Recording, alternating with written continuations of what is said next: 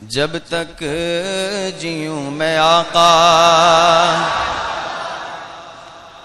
کوئی غم نہ پاس آئے، کوئی غم نہ پاس آئے۔ السلام علیکم ورحمۃ اللہ وبرکاتہ۔ الحمدللہ وکفا وسلام علی حبیبہ المصطفیٰ، اما بعد فاعوذ باللہ من الشیطان الرجیم، بسم اللہ الرحمن الرحیم۔ ان اللہ وملائکتہ یصلون علی النبی یا ایہا الذین آمنوا صلوا علیہ وسلموا تسلیما۔ اللہم صل علی سیدنا محمد وآلہ وصحبہ وبارک وسلم صلاۃ دائمۃ سرمدا ابدا۔ عزیزان گرامی وقار، 21ویں پارے کی تلاوت میں محض میں 2 سورتوں کی مختصراً تفسیر آپ کے سامنے حاضر کرتا ہوں، سورہ روم اور سورہ لقمان۔ باقی اس میں ہم نے اور بھی سورتیں تلاوت کی ہیں، سورہ احزاب ہے اور سورہ سجدہ ہے، اور 21ویں پارے کی جو شروع کی آیات ہیں وہ سورہ عنکبوت میں آتی ہیں۔ بہرحال سورہ روم جو ہے اللہ تبارک و تعالیٰ نے اس وقت نازل فرمایا جب حضور اکرم صلی اللہ تعالیٰ علیہ وسلم مکہ میں تھے۔ یہ سورہ مکی ہے۔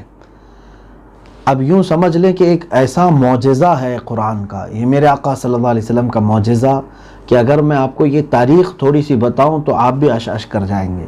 آیتیں شروع ہوتی ہیں سورہ روم میں الف لام میم، الف لام میم، یہاں سے جو آیتیں شروع ہوتی ہیں اس میں جو شروع کی آیتیں ہیں غلبت الروم۔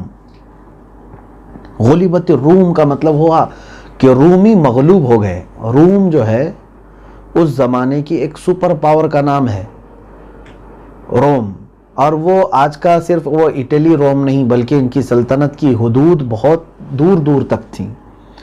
روم کا جو بادشاہ ہوتا تھا اس کو قیصر کہا جاتا تھا، اور ایک دوسری بڑی سلطنت ہوتی تھی ایران کی، اور اس کے بادشاہ کو کسریٰ کہا جاتا تھا۔ یہ قیصر اور کسریٰ نام تو سنتے رہے ہوں گے آپ۔ 2 بڑی طاقتیں تھیں۔ اب یہاں قرآن جو کہہ رہا ہے غلبت الروم، یعنی رومی شکست کھا گئے، رومی ہار گئے، مغلوب ہو گئے، فی ادنی الارض، قریب کی زمین میں۔ پھر قرآن نے کہا من بعد غلبہم سیغلبون، ان قریب جو ہے وہ پھر سے غلبہ حاصل کریں گے، فی بضع سنین، چند سالوں کے اندر وہ زبردست غلبہ حاصل کریں گے۔ یہ قرآن نے پیشین گوئی کی۔ اب آپ سوچ رہے ہوں گے کہ رومیوں کے بارے میں قرآن نے کہا، رومی کون ہے؟ یہ عیسائی ہیں، پورے عیسائی تقریباً۔ ان کا جو پادری سسٹم ہوتا تھا، چرچوں کا سسٹم، گرجا گھروں کا سسٹم پورا تھا۔ اس وقت کی حالات میں آپ کو بتاؤں تو آپ کو پتہ چلے گا کہ اس آیت میں 2 لوگوں کے غلبے کی بات کی گئی ہے، ایک رومیوں کے اور ایک مسلمانوں کے۔ مسلمان بھی غلبہ پائیں گے اور رومی بھی غلبہ پائیں گے۔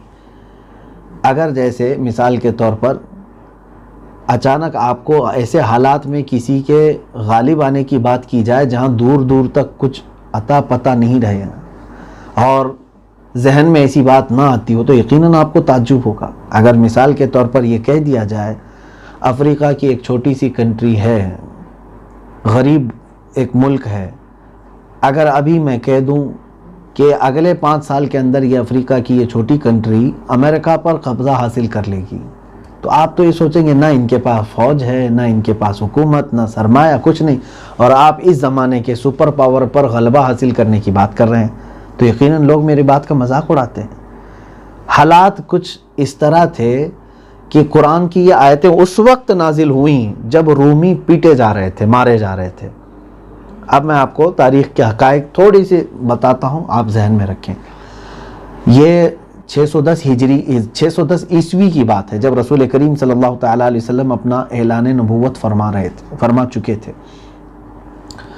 تو اس وقت جو ہے ملک روم میں جو بادشاہ قیصر تھا اس کو ظلم کے، جس کو موریس کہا جاتا تھا، موریس جس کا نام تھا قیصر، اس کو ایک نیا قیصر آیا فوکاس نام سے ایک دوسرا گورنر وہ اس نے آ کر کے یہ موریث کے تخت کو قبضے میں لے لیا اور اس کے سامنے اس کے 4 بیٹوں کو قتل کیا، اس کی بیٹیوں کو، اس کی بیوی کو، پھر یہاں تک کہ موریث کو بھی قتل کر کے کون تخت پر بیٹھا؟ یہ فوکاس نام کا قیصر۔ اب یہ قیصر بن گیا۔ اب ہوا یہ کہ جیسے یہ قیصر بن گیا، پورے روم پر اس کا کنٹرول تھا۔ روم کی سرحدیں بہت دور دور تک تھیں، انطاکیہ اس زمانے میں، اور پھر قسطنطنیہ تک اس کی، یعنی آج کے ترکی وغیرہ ساری چیزیں یہ روم کے اندر میں آتی تھیں، یورپی تمام ممالک سمجھ کر کے چلے۔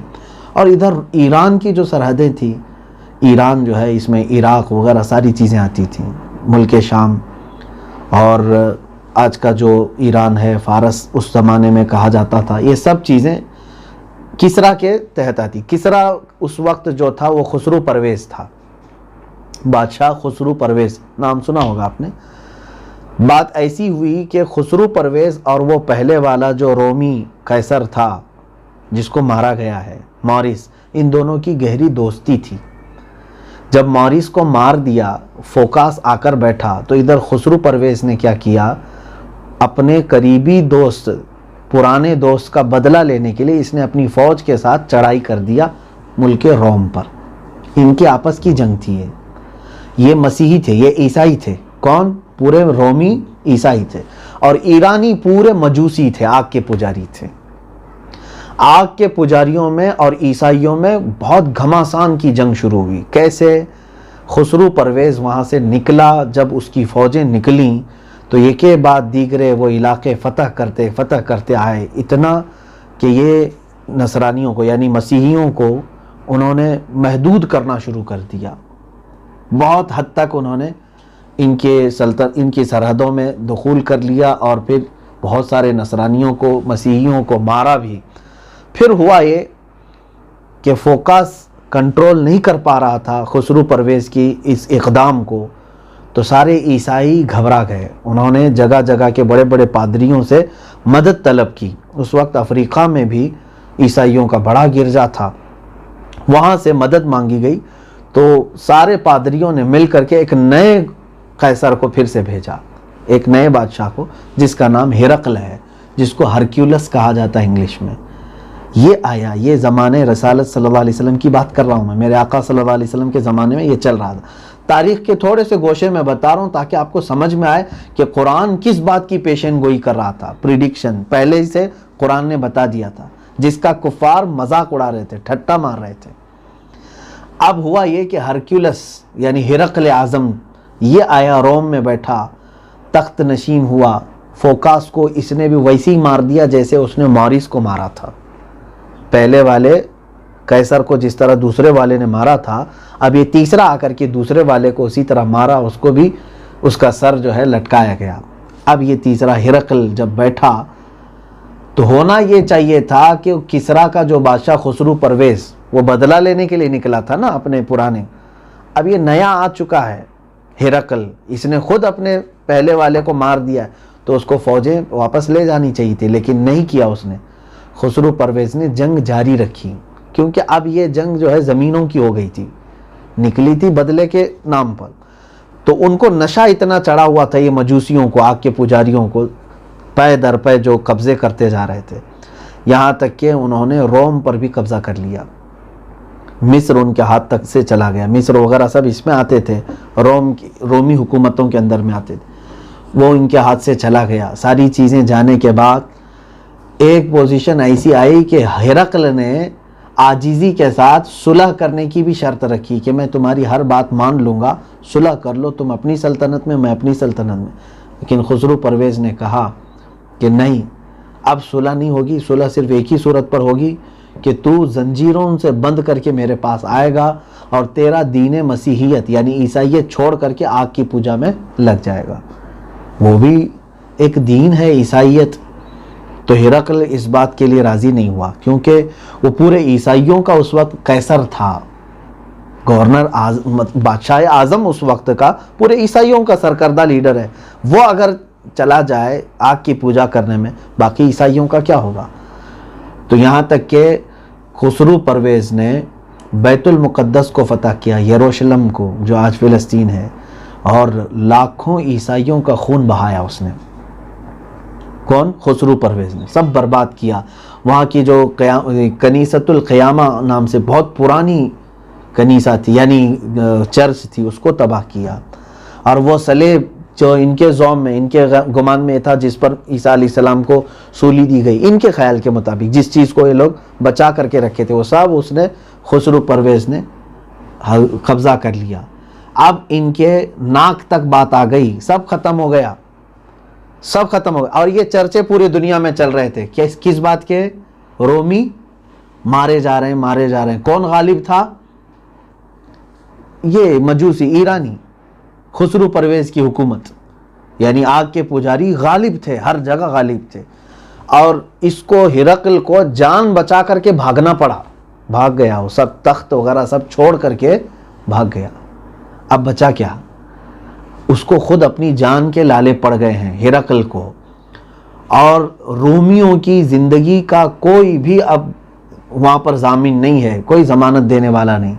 سارے قبضے ایران کی یہی خسرو پرویز کی حکومت کے انڈر میں آ گئے.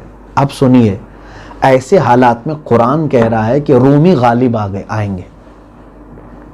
بات سمجھ میں آ رہی ہے؟ اب جب خسرو پرویز ہر ایک کو مار کر ختم کر چکا ہے، اور جو رومیوں کا سب سے بڑا بادشاہ ہے ہرقل، وہ جان بچا کر بھاگ چکا ہے، اس کو خود رہنے کے لیے جگہ نہیں ہے، ایسے وقت میں قرآن کی آیت کیا کہہ رہی ہے؟ رومی غالب آئیں گے.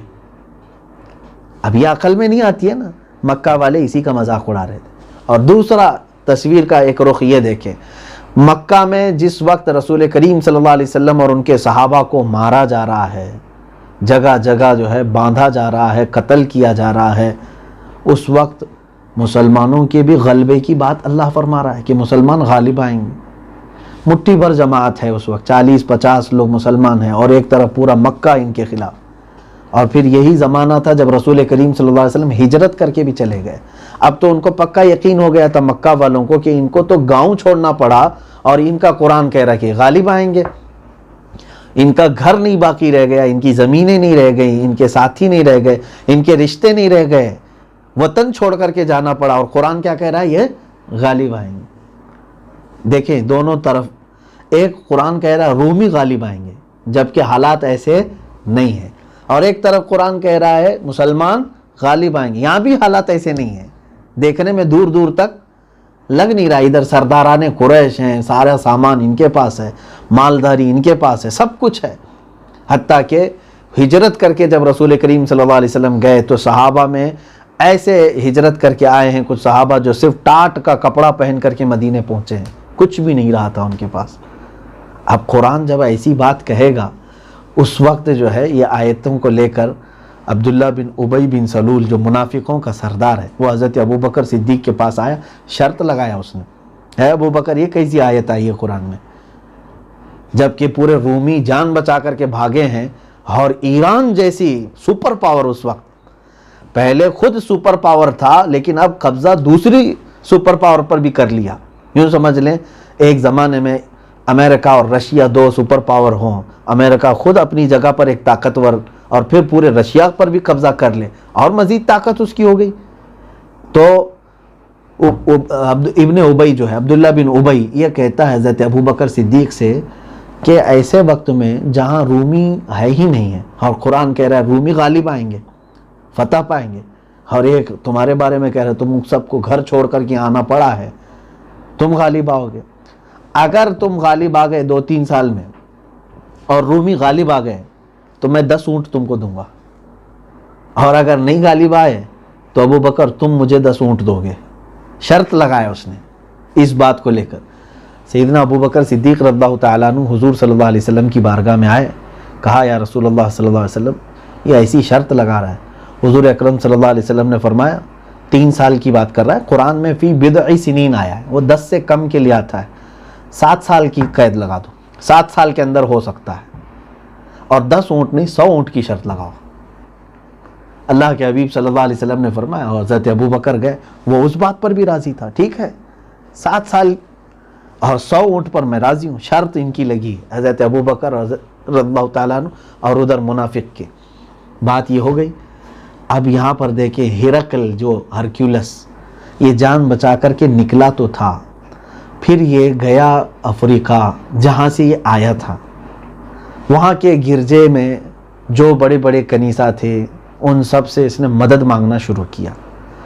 تو جتنی چرچ تھی اس وقت عیسائیوں کی، سارے چرچوں سے جو نذرانے جمع تھے سب جمع کر کے ہرقل کو ان پادریوں نے دے دیا، کیونکہ اب عیسائیت کے وجود کا مسئلہ آ گیا تھا، بچانا تھا ان کو، سلطنت ہاتھ سے جا چکی ہے.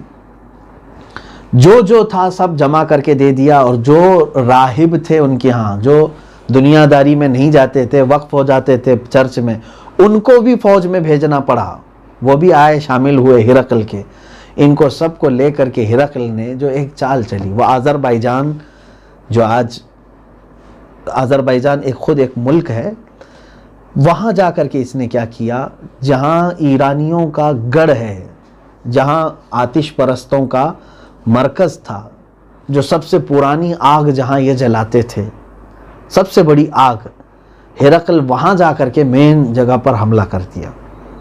اور حملہ ایسے کہ اللہ تبارک و تعالیٰ کی مدد اہل کتاب کے لیے، کیونکہ وعدہ اللہ نے فرمایا کہ رومی غالب آئیں گے. تو اچانک ایسا ہوا کہ وہ پورا آتش کدہ ختم کر دیا اور پورے کے پورے علاقے پر ہرقل نے قبضہ کر لیا. یہ بھی خبر پھیل گئی. اس واقعے کو یعنی ہرقل نے کتنے سال اپنے خاموشی میں گزارے، خلوت نشینے میں؟ 5 سال. 5 سال کے بعد دوبارہ اس نے حملہ کیا، آذربائیجان فتح کیا. اس کے بعد پھر اس نے وہاں کے لوگوں کو شامل کیا اور بڑھنا شروع کیا. تو پھر انطاکیہ آیا، وہ ساری زمینیں جس پر اس کا سب چھوٹ چکا تھا سب آ کر کے وہ واپس لینا شروع کیا. اور طاقت کے ساتھ لڑائی ہوتی. ایرانی سب پسپا ہوتے جا رہے تھے، مجوسی سب پیچھے بھاگ رہے تھے.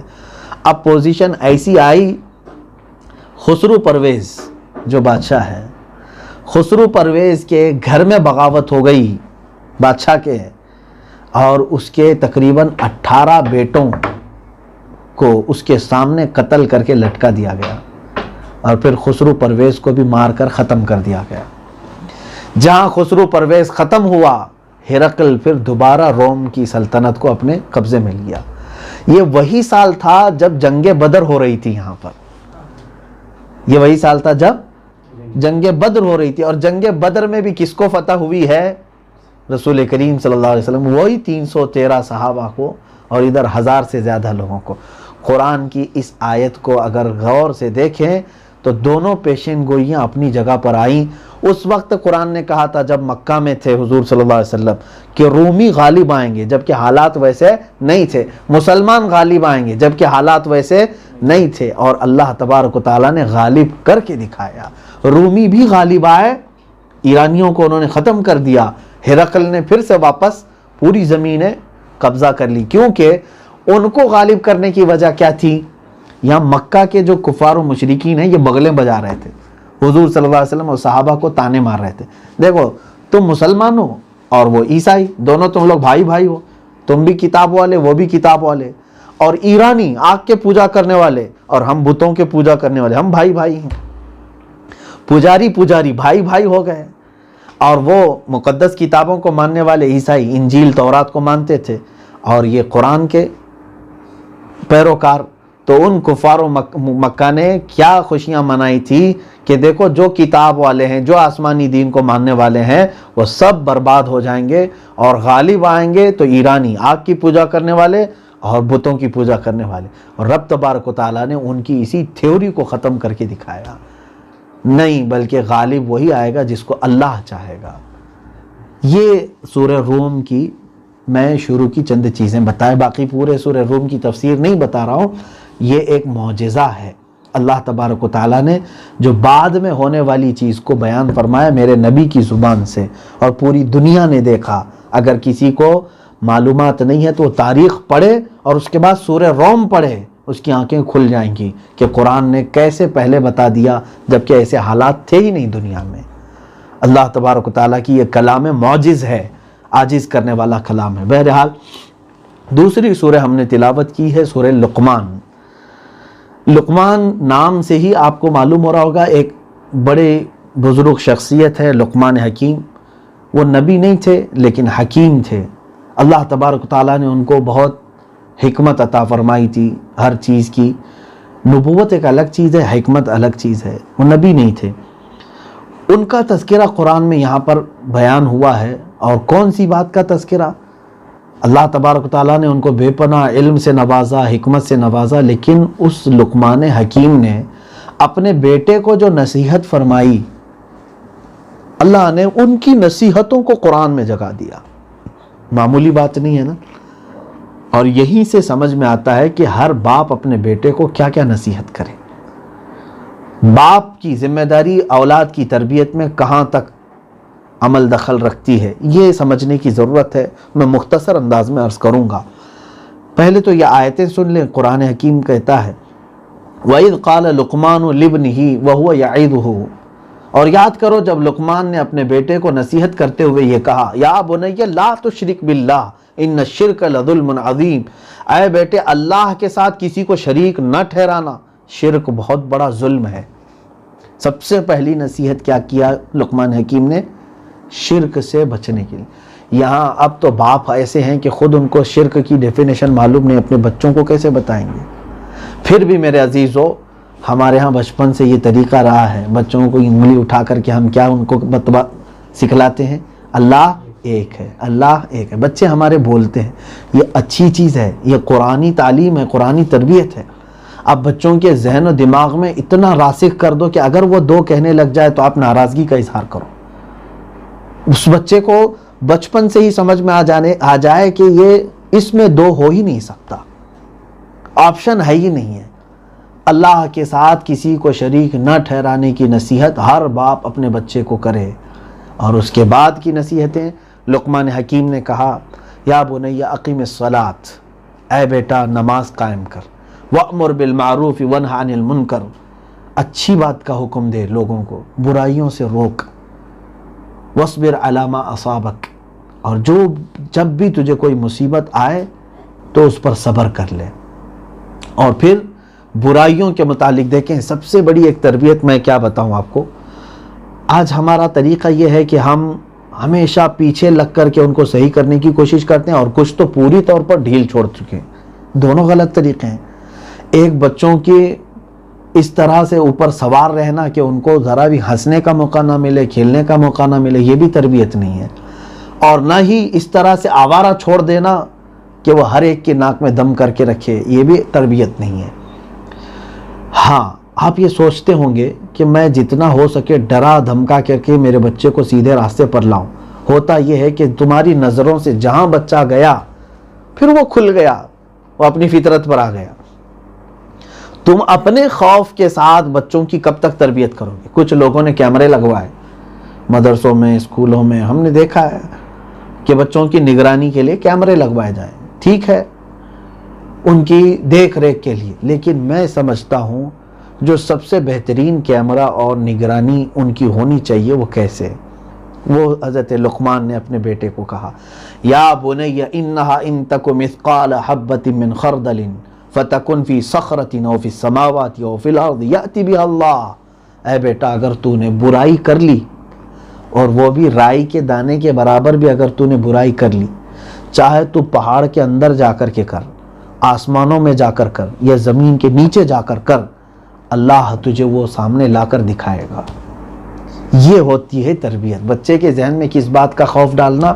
کہ اللہ تجھے دیکھ رہا ہے. تو اس کے ذہن میں ہمیشہ یہ بات رہے گی کہ میرے ماں باپ اگرچہ میرے ساتھ نہیں لیکن میرا مولا مجھے دیکھ رہا ہے. تربیت اولاد میں یہ بہت اہم ہے، بچوں کو خوف خدا ڈالنا. اب میں اولاد کی تربیت کے متعلق احادیث رسول اگر میں آپ کو بتاؤں، اللہ کے نبی صلی اللہ تعالیٰ علیہ وسلم نے فرمایا، ما نحل والد من افضل من ادب حسن، کوئی باپ اپنے بیٹے کو سب سے قیمتی تحفہ اگر کچھ دے سکتا ہے تو اچھے اخلاق ہے. جس باپ نے اپنے بچے کو سب سے اچھے اخلاق دیے، سمجھ لو کہ اس باپ نے اپنے بیٹے کو بہت بڑا تحفہ دیا. لیکن یہاں ہوتا یہ ہے کہ ہر باپ اس چکر میں ہے، میرے فلاں بیٹے کے لیے ایک گھر تیار رہے، فلاں بیٹے کے لیے اتنی جائیداد، اس کے لیے ایک دکان، تم 1000 دے کر کے جاؤ، اگر حسن اخلاق تم نے نہیں دیا تھا تو اس بچے کو تم نے کچھ نہیں دیا. یہ دنیا تو ویسے ہی ضائع کر دے گا وہ. ختم کر دے گا۔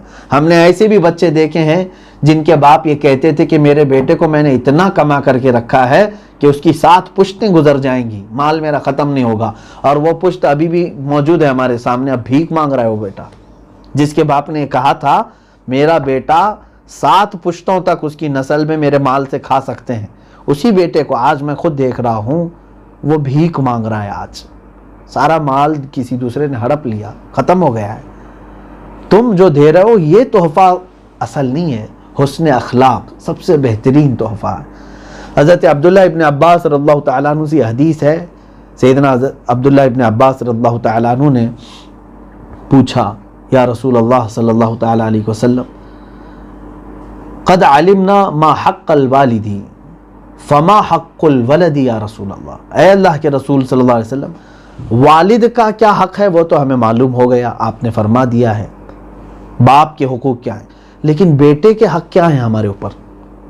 حضور اکرم صلی اللہ علیہ وسلم نے فرمایا قال ان یحسن اسمہ و یحسن ادبہ، سب سے بڑا حق تمہارے اوپر یہ کہ اس کا اچھا نام رکھو اور اس کو اچھا ادب دو۔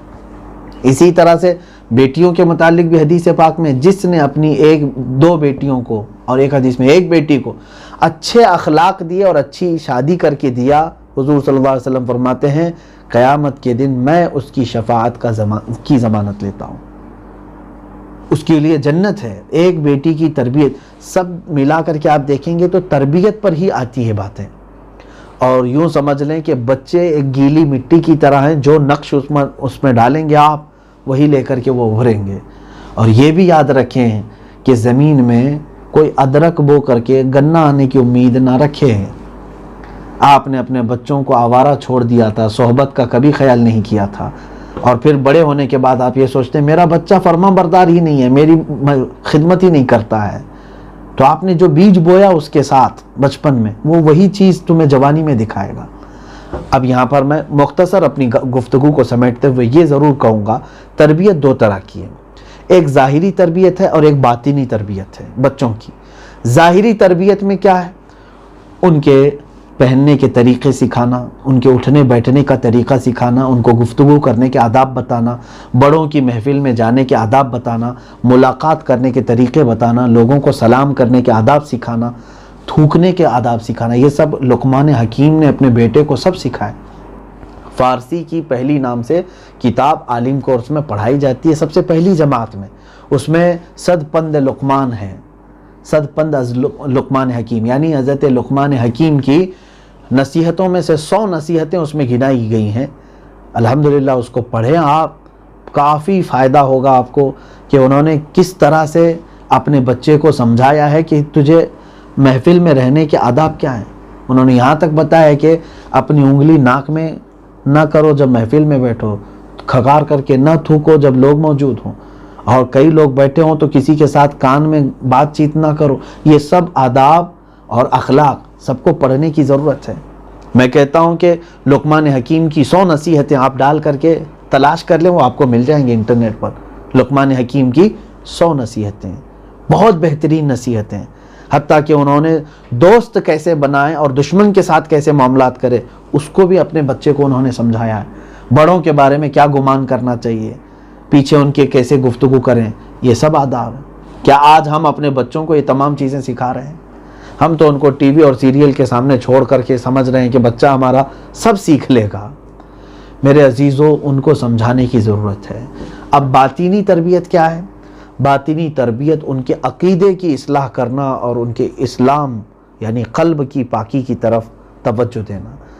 اب یہاں پر تربیت کی عمر جو بتائی گئی ہے شریعت اسلامیہ کے نقطہ نظر سے میں اگر بتاؤں، بچہ 1 سال سے لے کر 7 سال کی عمر تک جب آپ کے پاس ہے، اس کے ساتھ نہایتی نرمی رکھی جائے، اس کے ساتھ مار توڑ نہ کیا جائے۔ 1 سال سے لے کر 7 سال کی عمر تک کبھی اس کو نہ ماریں، بلکہ اس کے ساتھ ملاطفت یعنی ملاعبت، کھیل کود کریں اس کے ساتھ۔ ادب لاعبہ سبعا، فرمایا گیا 7 سال اس کے ساتھ کھیلو، ماں باپ اس کے ساتھ یعنی جس طرح سے انجوائے کرنا ہے، بچے کو پوری طرح تمہارے ساتھ لگاؤ پیدا ہو جائے۔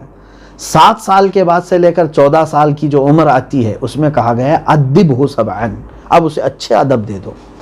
7 سال کے بعد وہ ہر چیز کیچ کر لے گا اور اسے سکھاتے چلے جاؤ. یہ عمر ہے 14 سال کی عمر تک. اور حدیث پاک میں بھی یہی ملتا ہے. اللہ کے نبی صلی اللہ علیہ وسلم نے فرمایا جب بچہ 7 سال کا ہو جائے تو اسے نماز پڑھنا سکھا دو, ساتھ میں لے کر نماز پڑھنا شروع کر دو. ابھی اس پر فرض نہیں ہوئی. اور 10 سال کا ہو جائے تو میرے آقا صلی اللہ علیہ وسلم نے فرمایا مار کر پڑھاؤ, بچے کو مار کر کے پڑھاؤ, تاکہ اب اس کو 12 سال کی عمر میں فرضیت آ جائے گی, یا جب جیسی وہ بالغ ہو جائے گا اس کے اوپر فرض ہو جائیں گے. اب یہاں پر تربیت کے جو آداب ہیں وہ 14 سال تک چلیں گے. 14 سال کے بعد جب آپ اس پر سختی کرنے کی کوشش کریں گے وہ ہاتھ سے نکل جائے گا. یہی وہ عمر ہوتی ہے جب بچے 8th میں 9th میں 10th میں جاتے ہیں. پھر ان کے حالات کیا ہوتے ہیں آپ دیکھتے ہوں گے. اکثر بچوں کی جو شکایات ہمارے پاس ماں باپ لے کر آتے ہیں وہ 10ویں کے بچے ہیں, 9th کے بچے ہیں.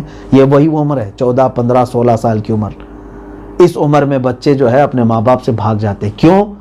کیونکہ آپ نے تربیت کی اسلوب چینج کر لیا. آپ سوچ رہے ہیں جب بڑا ہو جائے گا تو سکھا دوں گا. نہیں, سکھانے کی عمر ان کی یہی 7 سال سے لے کے 14 سال کی عمر ہے. اس میں جتنا انہیں ٹرین کر سکتے ہیں آپ کریں. ان کے لیے بھی اپنا وقت رکھیں. یہاں سنڈے ملنے والا باپ کہاں سے بچوں کو تربیت دے پائے گا؟ بچوں کو آج ہم نے اس طرح سے رکھا ہے کہ صبح وہ بچہ اٹھ کر کے اتنی جلدی اسکول چلا گیا کہ آپ ابھی بستر پر تھے, ماں نے اس کو فوراً اٹھایا بستر سے اور تھوڑا سا ناشتہ کیا دیا اور اسکول کے لیے بھیج دیا. اسکول سے بچہ تھک ہار کر شام میں لوٹتا ہے اور آتے ساتھ ابھی گھنٹہ 2 گھنٹہ نہیں ہوا ہوتا کہ ٹیوشن کے لیے چلا جاتا ہے, جبکہ آپ گھر پہ رہتے ہی نہیں ہیں. آپ اپنی تجارت میں, اپنے جاب میں مصروف ہیں. بچہ جب واپس ٹیوشن سے آتا ہے اتنا تھک چکا ہوتا ہے کہ اب ماں باپ بھی اس کو کچھ بوجھ ڈالنے کو مناسب نہیں سمجھتے. اسکول اور ٹیوشن آج اتنا لوڈ ہو چکا ہے کہ بچوں کے ہاتھ میں ہم قرآن ایک بار بھی دے نہیں پا رہے ہیں. ماحول ایسا ہو چکا ہے. کئی لوگ مدرسوں کو بچوں کو مدرسہ اس لیے نہیں بھیج پا رہے ہیں کہ اس کے اسکول اور ٹیوشن کا ٹائم میچ نہیں ہو پا رہا ہے. یہ آج ہماری کیفیت ہے ہمارے بچوں کی تربیت کے لیے. اور اس کے بعد پھر بڑے ہونے کے بعد آپ کو تعویذ چاہیے بچے کی فرما برداری کے لیے. درس قرآن اگر ہم نے نہ بھلایا ہوتا, یہ زمانے نے نہ زمانہ دکھایا ہوتا. اور بچوں کے ساتھ ہماری جو ناانصافی ہے, اب اس وقت جب آپ آئے اپنے جاب سے, اپنی تجارت سے, بچہ تھک ہار کر کے تو بستر میں جا چکا تھا. کئی دن ہو جاتے ہیں گھروں میں. شہروں کے حالات ایسے ہیں آج, میں جو بتا رہا ہوں شہروں میں ایسے حالات چل رہے ہیں. پھر سنڈے کو ہی ملاقات ہوئی, سنڈے چھٹی تھی اس کی بھی آپ کی بھی, اور پھر کیا کیا, اس دن پکنک پہ چلے گئے کسی جگہ پر اور اسی جگہ سیر سپاٹے کر کے واپس گھر آ گئے. پھر یہی زندگی گزرتی گئی اور ان کو اخلاق دے ہی نہیں سکے. گویا کہ آپ اپنے بچے کو کوئی تحفہ دے ہی نہیں سکے اپنی زندگی میں.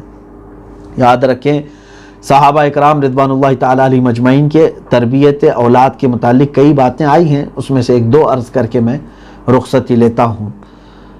اب بچوں کے ساتھ نرمی بھی رکھنا ہے, سختی بھی رکھنا ہے, دونوں کے درمیان بچوں کو رکھیں, یہ حکم ہے.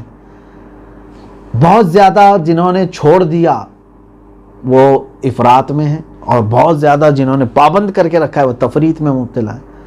یعنی آپ کنٹینیو بچے کے کان نچوڑ رہے ہیں, مار رہے ہیں, توڑ رہے ہیں, یا آپ اس کے ساتھ غلط کر رہے ہیں, وہ سرکش بن جائے گا, ضدی ایسا بنے گا کہ وہ تمہارے قتل کے بھی منصوبے بنائے گا. اتنا ضدی بن جائے گا, وہ اپنے باپ اور ماں کا دشمن بن جائے گا.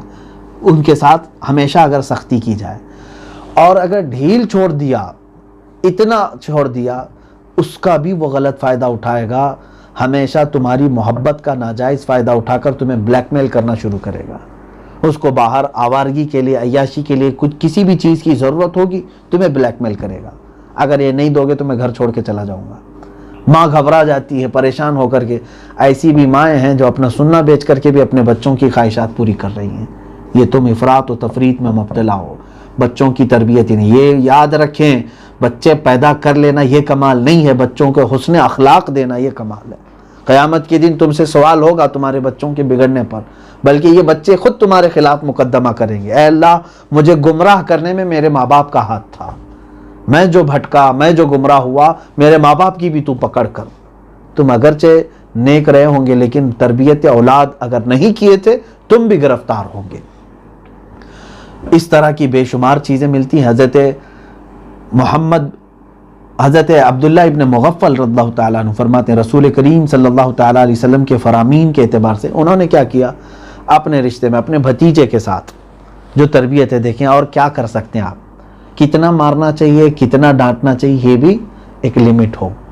اس کے طریقے اسلامی نقطۂ نظر سے یوں بتائے گئے کہ بچہ جب چھوٹا ہو تو پہلے اسے آنکھ دکھائیں کسی غلطی پر, اور ہمیشہ اس کو محبت سے سمجھانے کی کوشش کریں, اور اگر کنٹینیو وہ غلطی دہراتا جائے تو اس کے ساتھ یوں کہیں کہ اگر تو نے اب یہ دوبارہ کر دیا تو میں تیرے سے بات نہیں کروں گا, اب میں تیرے ساتھ بات نہیں کروں گا, حتیٰ کہ اگر ضرورت پڑے تو قطع کلامی کر سکتا ہے. کیونکہ حضرت عبداللہ ابن مغفل کی حدیث میں بتا رہا ہوں, ایک بار ایسا ہوا کہ ان کے بھتیجے کو انہوں نے دیکھا کنکر مار رہے تھے. آپ نے کہا کنکر مت مارو, میرے آقا صلی اللہ علیہ وسلم نے منع فرمایا کہ کنکر سے کوئی شکار نہیں ہوتا, خواہ مخواہ جو پتھر مارتے رہتے ہیں یہ منع ہے حدیث میں کہ کسی کو لگ جائے. اور شکار کرنے کا بھی یہ طریقہ نہیں ہے کہ پتھر مار سے شکار کرے, تیروں سے شکار کیا جاتا تھا. آپ نے منع کیا, اس لڑکے نے پھر دوبارہ وہی کیا. حضرت عبداللہ نے فرمایا میں تجھے کہہ رہا ہوں اللہ کے رسول صلی اللہ علیہ وسلم نے منع کیا, پھر تو وہ کر رہا ہے, جا میں تجھ سے بات نہیں کروں گا آج کے بعد.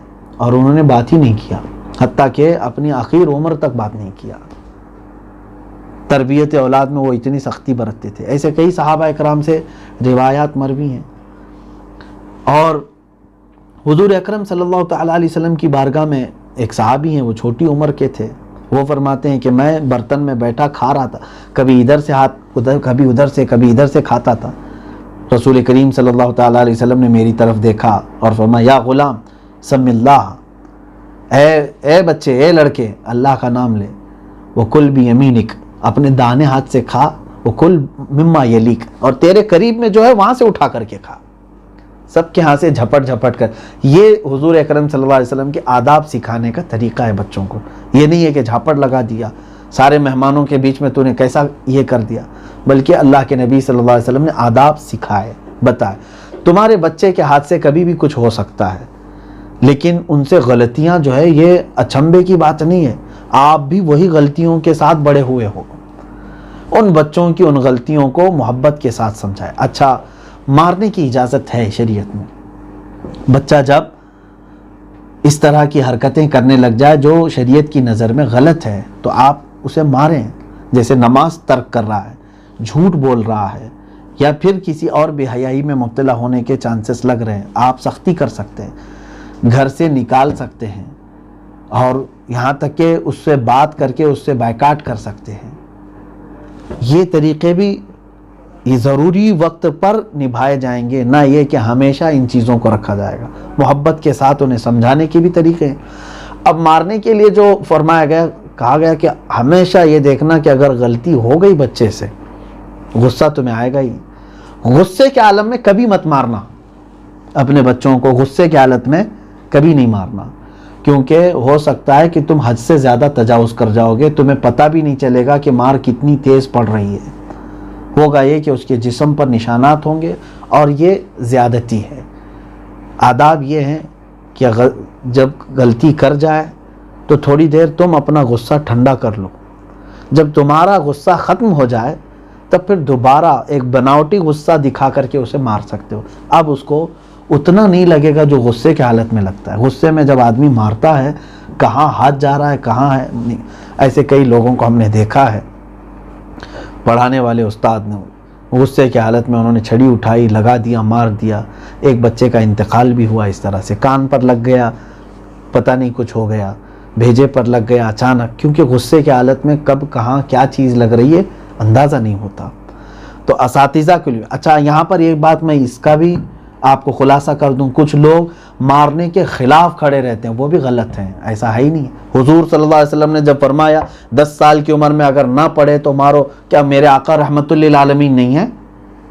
یہاں یہ کہا جاتا ہے کہ نہیں, بالکل مارنا ہی نہیں چاہیے, ٹچ کرنا ہی نہیں چاہیے. ایسا نہیں ہے. حسن اخلاق اور تربیت اولاد میں اگر ضرورت پڑی تو مناسب طریقے سے مارنے کی اجازت ہے, باپ کو اپنے بچے کے لیے, استاد کو اپنے شاگرد کے لیے. یہ اب کے یہ لبرل لوگ اس طرح کی باتیں کہنا شروع کر چکے ہیں, جبکہ میں سمجھتا ہوں جو ضرورت کے تقاضے ہیں اس اعتبار سے، نہ بہت زیادہ کسی پر سختی کرے اور نہ ہی بہت زیادہ اسے آوارہ چھوڑے، دونوں کے درمیان رہے۔ میں ایک بہت اچھی بات آخر میں یہ کہتا ہوں، سعودی عرب کے ایک اخبار میں ایک آرٹیکل دیکھا، ایک نوجوان وہ پڑھنے کے لیے آسٹریلیا میں تھا، وہ خود کہتا ہے کہ میں ایک گھر کرائے پر تھا، گھر والے جو ہے وہ نیچے رہتے تھے، میں اوپر ان کا فلیٹ لے کر کے رہ رہا تھا، کالج کی تعلیم کے لیے وہاں گیا ہوا تھا۔ وہ کہتا ہے ایک دن وہ شوہر بیوی اور ان کا ایک بچہ تھا، بس 7 سال کا بچہ تھا ان کا، 6 یا 7 سال کا، اور وہ دونوں شوہر بیوی کہیں جا رہے تھے، ان کے بچے کو ساتھ میں لے جانا ان کے لیے مشکل تھا، تو انہوں نے کیا کہا اس نوجوان کو جو وہاں پر ان کے ہاں گیسٹ تھا، یا یوں سمجھ لیں کہ کرایہ دار تھا، اس سے آ کر کے وہ مالک مکان نے کہا کہ بھائی ہم تھوڑا سا فلاں کام سے جا رہے ہیں، بچہ تمہارے حوالے ہے، تھوڑا سا تم خیال رکھو، ہم آ جائیں گے شام ہونے سے پہلے پہلے۔ اس نے کہا ٹھیک ہے آپ جائیے انکل، میں دیکھتا ہوں۔ اب ہوا یہ کہ تھوڑی دیر کے بعد یہ نیچے گیا تو دیکھا گلاس کے ٹوٹنے کی آواز آئی، اور بچہ بالکل چیخ مارا اور سہم کے خاموش ہو گیا۔ یہ دوڑ کر کے گیا کہیں کچھ حادثہ تو نہیں ہوا۔ اس نے جا کر کے دیکھا تو ایک شیشے کا گلاس نیچے ٹوٹ کر کے ٹکڑے ہو چکا تھا، اور وہ بچہ دور کھڑا ڈر کر کے رو رہا تھا۔ یہ گیا قریب میں، پوچھا کہ بیٹا کیا ہوا؟ بچہ کہنے لگا کہ میرے ہاتھ سے یہ گلاس چھوٹ گیا ہے، اماں آئے گی تو مارے گی مجھ کو، اور مجھے منع کیا تھا یہ گلاس اٹھانے کے لیے۔ تو اس نے کیا کہا، بیٹا ٹھیک ہے یہ کہہ دینا کہ انکل سے گر گیا، میں تمہارے گھر میں آیا تھا، تمہارے ساتھ بیٹھا تھا، انکل سے یہ گر گیا ہے، میں دوسرا گلاس لا کر کے گھر پہ رکھ دوں گا، تم پریشان مت ہو۔ ہم تو یہی کہتے ہیں نا بچوں کے ساتھ۔ تو وہ بچہ خاموش ہو گیا۔ اب یہ بات آئی گئی، یہ کہتا ہے نوجوان میں اپنے کمرے میں آ کر بیٹھ گیا۔ شام کے وقت جو ہے وہ لوگ آ گئے واپس، اور گھر میں جو بھی حالات ہوئے، تھوڑی دیر کے بعد وہ بچہ اس کے کمرے میں آتا ہے نوجوان کے، کہتا ہے چاچا انکل معاف کرنا، آپ بولے تو تھے مجھ کو لیکن مجھ سے ہوا نہیں، میں نے سچ بول دیا اپنی ماں کو کہ میرے ہاتھ سے گلاس ٹوٹ گیا، میرے ہاتھ سے گلاس ٹوٹ گیا ہے۔ کہا کچھ اماں نے کچھ کیا؟ کہا کچھ نہیں، ماری تو نہیں، غصہ کیا مجھ کو۔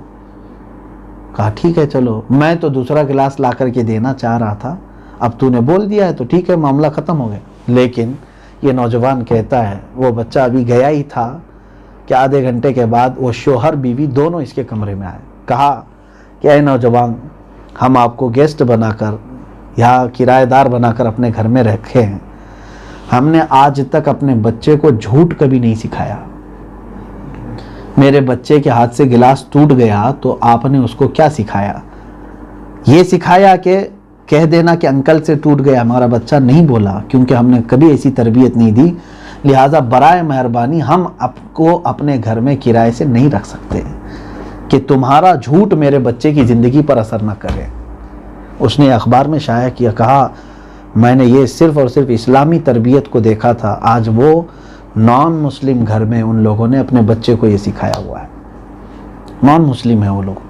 عزیزان گرامی، بچوں کو یہ آپ چھوٹ رکھیں کہ بیٹا جو کچھ بھی ہو جائے سچ بولو، ہم کچھ نہیں کریں گے تیرے ساتھ۔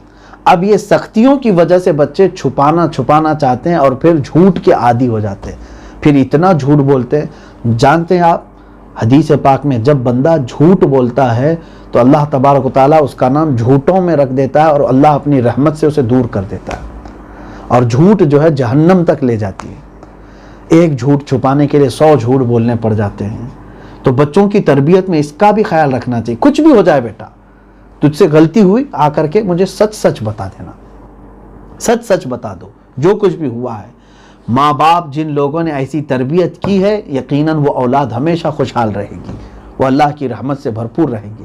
اور باقی اگر تم پرہیزگار بھی ہو، بچے کو اخلاق نہیں دیے تھے، قبر میں بھی تمہارا سکون ختم ہو جائے گا۔